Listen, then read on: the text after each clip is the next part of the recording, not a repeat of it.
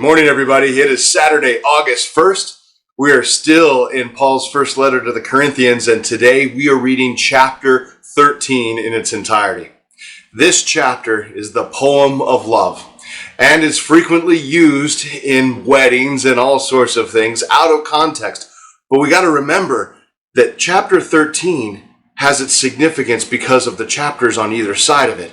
Chapter 12 was about spiritual gifts, finding and using those gifts.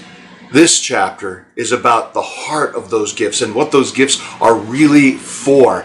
And then chapter 14 returns to the discussion of, now that we get it, what do we do with those gifts in light of God's love? And that's where we find ourselves wrestling with the Apostle Paul.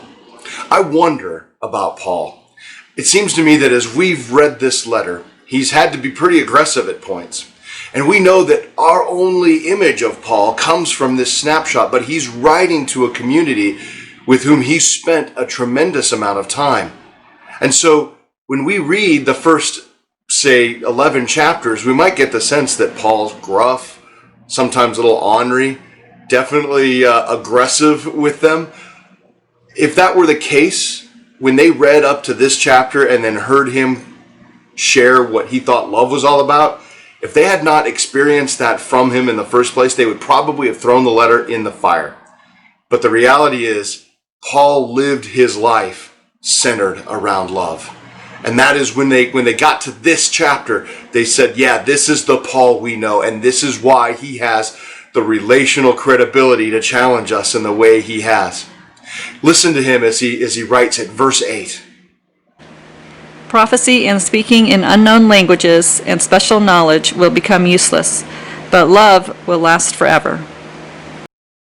It seems to me that this is a verse of humility.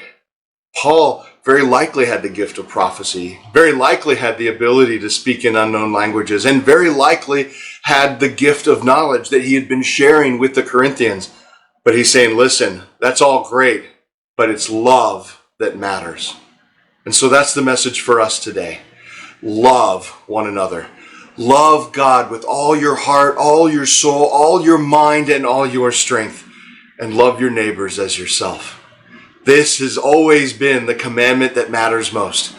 And so as you realize the gifts that God has given you and the opportunities you have in this world, remember, it is about sharing God's love. So go and do that now.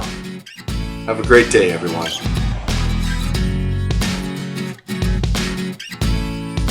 If these devotional videos are helpful to you, subscribe to our channel and click the notification button so you know when we post a new video.